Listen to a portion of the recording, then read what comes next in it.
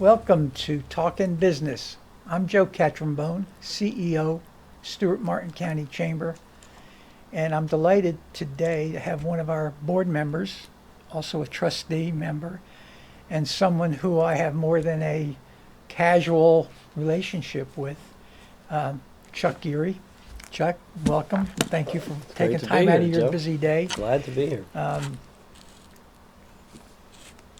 going to ask you a couple of questions about your background in a minute, but I just want to say that, as you know, I had breakfast with Dr. Geary, Chuck's dad. I was a retired dentist for 25 years at the Holiday Inn.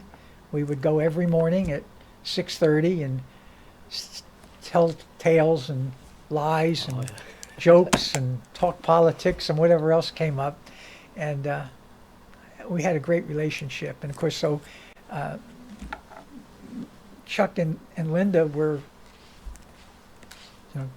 I'm going back almost 35 years. Right. How old were you? Oh, yeah. You were probably in school. I was in high school. Yeah, high school, yeah. So anyway, I gave a little background, but what I like people to know is to tell me, were you born in Martin County? Well, I wasn't technically born here. Everybody thinks I was. Okay. I grew up here. Yeah. And my family goes back 4 generations, but my parents were at Florida State when I was born. So I moved here. After that, Dad went to dental school, and I moved here in 3rd grade. So and I grew up here. Yeah, but you were born in Florida. Oh, yeah. So Tallahassee. And there's not too many of you guys left, native Floridians. No. Vicki Davis was just here, and she's a native Floridian. I'm always glad to meet a local. Yeah. We all know each other, too. Yeah. So where did you go to school? I went to UF, and then I went to Loyola So Law how did School. that work? That's right, I remember that. How did that work? No problem. All my friends were going there. With 2 Knowles and a Gator. There's no problem. No problem. Okay. No. I know one of the things that you are big in and you really enjoy, and I've known that, but now I follow you on Facebook as you're cycling. Tell me, how did you get involved in that? I'm a lifelong cyclist. And the way I got involved in it was there was a group of cyclists that came through Stuart back when I was in high school. And they were from Upland, Indiana, and the football coach did this to get his football players in shape. Oh, wow. So they would come and they would start in Cocoa Beach and they'd ride to Key West. And they would stop at my church, which is First United Methodist Church, and we would let them sleep on the floor there for free. And I got to know these guys. I hit it off with them. I was 13. And I started riding with them, and that was when cycling was just getting started. That was the first time I saw a 10-speed bike, was when they went through town. And so I rode across the state with them a couple times. At 13? Yeah, 13, Dad 14. let you go? Oh, Dad yeah. let you go? Huh. And then when I was 15, I rode across the United States with them. And it was all because we let them sleep there on the floor. And, but there had to be a big trust factor there with your parents. We knew them very well. I mean, let your 15-year-old cycle across the country, that's...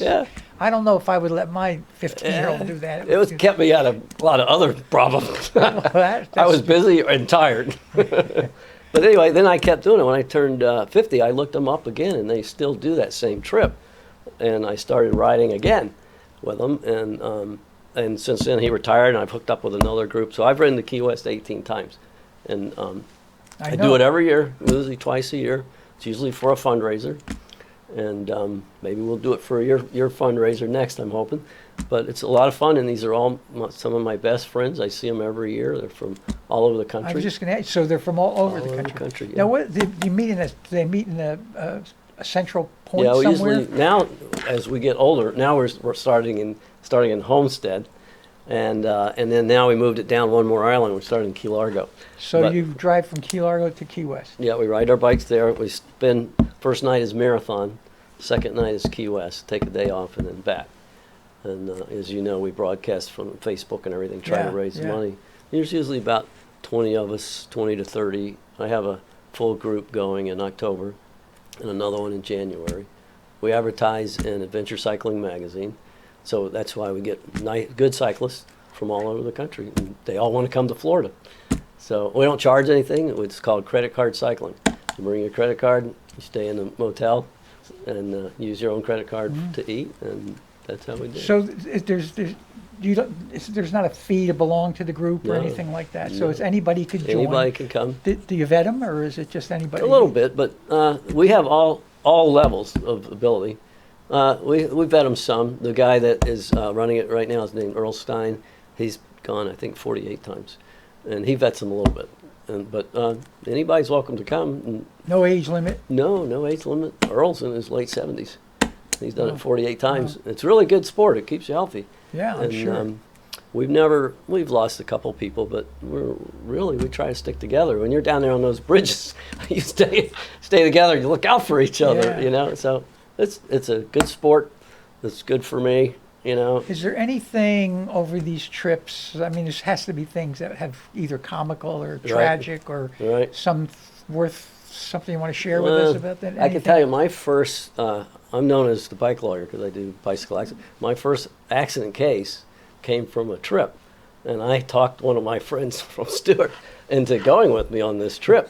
And he got run down by a car as we were going through Miami Beach. And I was there, and I was right in front of him, and the lady hit and ran, took off.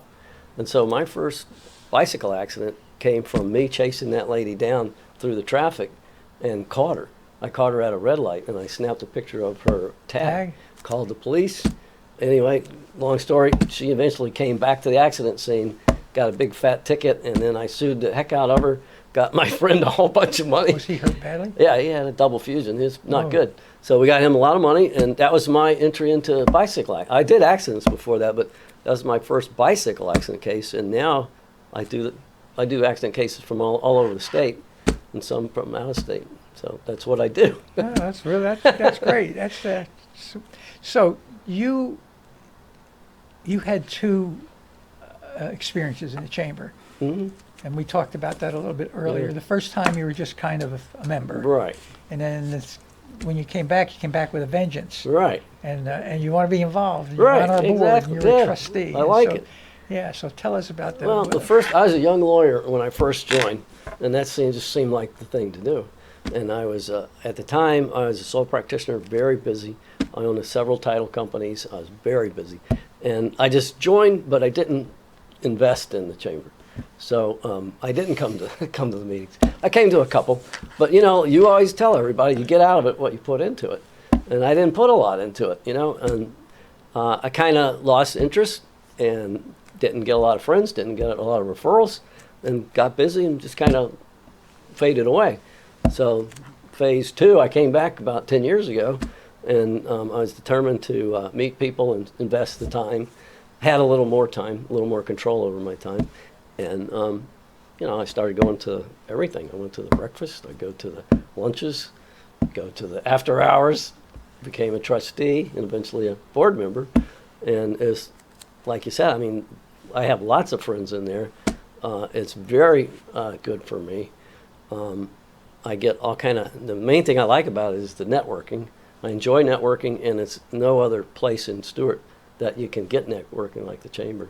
I'm in several breakfast clubs. I've started several breakfast clubs, and that's nothing compared to the networking I get in the chamber. It's just not. And so to me, it's an investment. I'm investing in the chamber, and that's investing in my community. And that's because you've heard me say it before. You're going to get out of it what you put in it. Exactly. And it's a shame that we have approaching 1,500 members, and I'm going to say maybe 20%. Right. I mean, Right. so, but again, there's a reason even those members who don't come to the BAHs and the things of that nature, they're still seeing a benefit, whether it be Right. through our website Right. or did you Right. you went through leadership? I did. I was in leadership forum. Yeah. Great. Vicky was Vicky. too, right? Yeah. We just talked Yeah, about it was that. great. Yeah. Yeah, I didn't go through, I went through 6. I waited Yeah. a few years because I don't want any controversy about me going Oh. through the program, which happened to me in Brevard. Oh, did it? Yeah, we did Brevard, Leadership Brevard, before chamber execs went through Class 1. Oh, wow. And the Florida Today newspaper editorialized against Okay. us that we took seats away from our members. And so I didn't want Right. any Yeah. stuff here, so I just waited. No, it was a really good program. yeah. I encourage people. to And I do know that. Linda went through too. Linda was in Yeah. Class 1. Yeah, Class 1. Yeah, that's right. Yeah, and I kind of push people over to that. I push them to the chamber too. Yeah, but I know you do. push I them appreciate to the, that. to that. And that's why, that's why our chamber is doing well Right. with membership development and membership retention because of people like you Right. and like-minded like Right. you who refer people. Right. Wayne with this with this TV station. Right. I can't tell you how many people he's referred yeah. and continues to refer. But again, he sees the benefit. Right. And when you see the benefit, Right. that speaks volumes. That's I much true. rather have someone come in and say, "Hey, Chuck Geary told me to come here and talk to you Right. about joining the chamber," than somebody sending in a request on a website. Right. The chances of Right.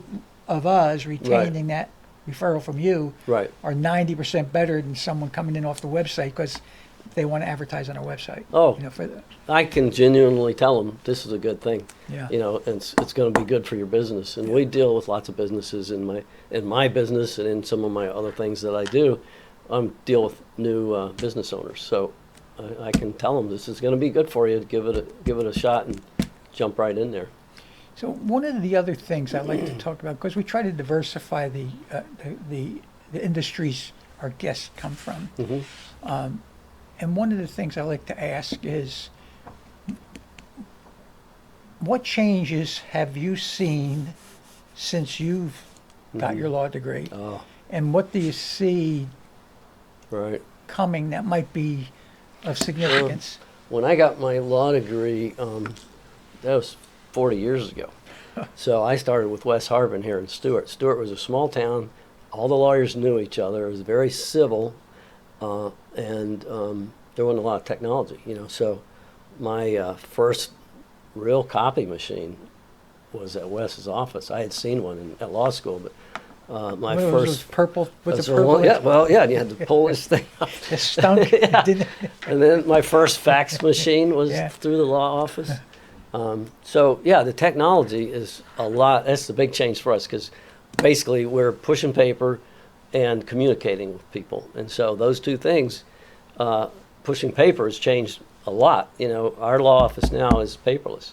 If you'd asked me 10 years ago, Yeah. am I going to be? I said, no way, that'll never happen, because I've got file folders. I got thousands of file folders, in storage, Yeah. and now it's all on disk or in the cloud or however it's done.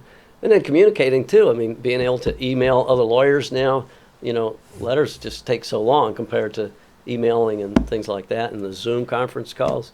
COVID changed a lot of stuff for us because it shut down access to the courthouse. And so everything was pushed to Zoom very quickly. And you would have thought that would slow down the process of what we do. And it did to some degree, but also made it a little more efficient because a judge can sit there and have all of these people lined up on Zoom, and he can kind of go right through them, and he doesn't even have to necessarily be in his office or in the courtroom.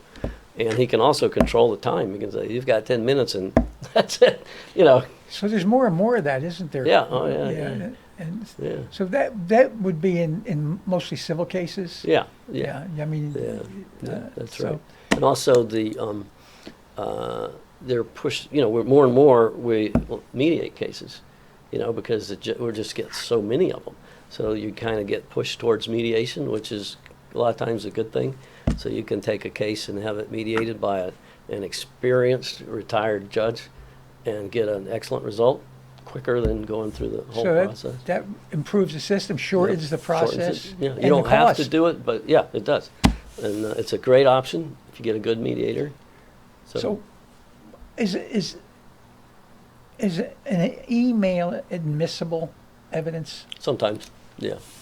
Because we know, I mean, there's Right. You know how people can doctor Oh, yeah. Photoshop Oh, and things yeah. of that nature? Yeah, So, sometimes, so yeah. It the could judge be, will yeah. accept a Sometimes. copy of an email? Yeah. When wouldn't it be accepted? Well, it's hard to say when you can't verify where it came from, can't verify the validity of it. I mean, if I took this email you have right here and I'd say, Joe, did you send this email? You're like, yes, I did. All right, that's going to be going in. But if you're denying that you did it or other things like that, then that creates issues of admissibility or genuineness of the document. So if when someone denies they yeah, sent then it, we that's got to when the figure issue that out. comes up? Yeah, Okay, yeah, that makes sense. Yeah, so things come up, but Yeah. it's a technology. I think is a good thing. Some of my old law partners probably wouldn't agree with that.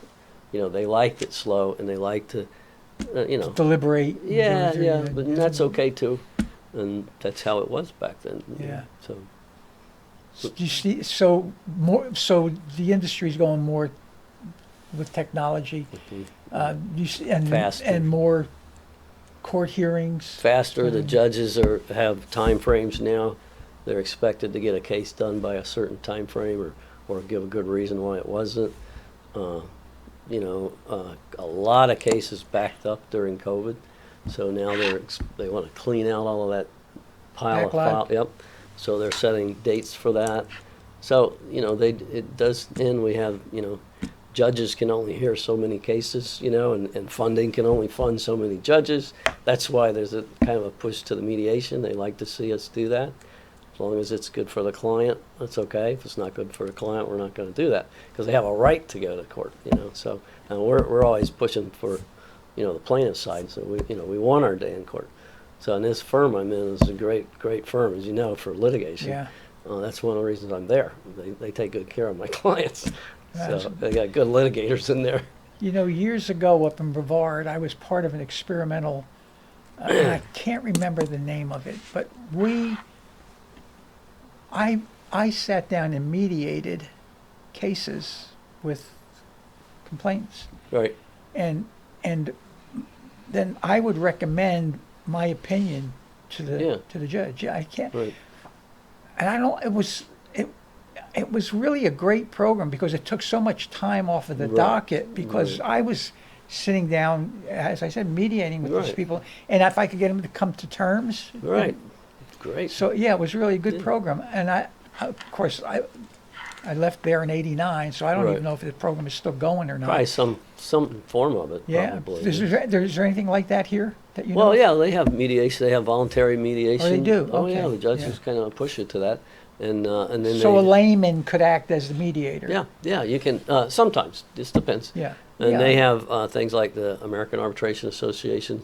Lots of laymen in there, and I used to be a judge in there, and so if you and I had a business dispute, we could get a judge who's a business person, or if you had something to do with technology. They don't want me on there. They want the techno guy. Sure. So that a lot of the judges don't know Oh, technology that's good to either, know that. or business. I didn't realize that was still yeah, on the yeah, road. it's a tool. And it's good. So, another thing that I do with our guests is to give them a short period of time, short window here. So is there anything that we didn't cover that you might like to talk about? No, I mean, I like talking about the chamber. Yeah, well, thank you for that. I think the chamber's good for Stuart. Okay. I'm real proud of Stuart. We've got something here that people don't realize what we've got here. So, Yeah. we've gotta- It's true. we got to take care of it. So that's why I like the political stuff that the chamber does. And we've got a good thing, and we don't realize it being local. And I didn't You realize take it so many things for granted, don't you? till I started traveling. Then I realized. Boy, that's an eye opener. Especially when you talk, like I talk to chamber execs from all over Yeah. the state, but even the country a lot of times, and we'll talk about things, and they'll say, "You're kidding me." Yeah. It's like we're, as I said to Vicky, and people have heard me say, we're in a bubble. Yeah. We really are. Look Oh, at yeah. north, south of us. Oh yeah. I mean, Right. out of curiosity for me, I'm going in a different direction. Do you see is the legal profession growing? Do you see more people wanting to become There's attorneys? a lot of lawyers. In fact, the current lawyers always think there's too many lawyers. Oh, well, of I have a course. son that's a lawyer, And so, yeah, there's room in it for everybody. And the one thing about a law degree is you're not limited to practicing law. You're very valuable in a lot of businesses with a law degree. Yeah. So I encourage young people to get a law degree if they're at all interested. Get the law degree and then decide what you want to do. You don't have to know what you're going to do because you can go into any field, and a law degree makes you more valuable, and it exposes you to all kind of things you don't know about or think about. I know two of our members right now that are attorneys, and one is a business manager Yeah. of a firm with a legal degree. Right. It had nothing to do with law. Right. And the other one is a landowner developer, Right. and Exactly. they're attorneys. And they're Yeah, probably better at what they do because they're attorneys. Yeah, Yeah. yeah, for sure. Yeah, I like the business side of law. That's kind of what I liked about why I got into law. I enjoy business and entrepreneurial. You know, my dad, he was like that. Oh, yeah, And so, he sure that's was. what I liked about law and developing the title companies and the law firms back when I was doing all that. It was the business side of law that I really liked. And when I was in law school, that's the classes I signed up for: corporations, partnerships, and all of that. That's what I like. That's why I like the chamber. Probably. That's great. Well, good. Thank you. Quick story. Yeah. I was having horrendous pains in my ribs, Right. and I went to the chiropractor. And I went to my doctor, and I went everything. And it was unbelievable. At the same time, I had a tooth infection. So I'm in the Holiday Inn this morning, and I'm complaining, see, yeah, ribs. And so your dad starts pumping me. He asking me Right. questions. And I said, I'm going through this stuff with my gum. And he said, that's what your problem in your ribs is. He said, you're getting referred pain. Ah. I went to the dentist and got that tooth taken care of, and my pain. No my, kidding. honest Oh, to wow. God, Interesting. that's the first time I ever heard about I've referred never pain. heard of it either. Referred pain. Very so interesting. the pain, the infection Yeah. in here went through my body and Wow. attacked. And my ribs were injured Uh-huh. when I played football in high school. Right. And so that referred pain went Yeah. to the weakest Interesting. place it could go. And my ribs Wow. where they were injured. I- That weakness. Never heard So that. yeah, That's your very dad interesting. Your dad fixed that for me. Interesting. Chuck, thank you so much It's a for pleasure. taking time It's out of always your busy great to day. see you, Joe. Thank you. Thanks.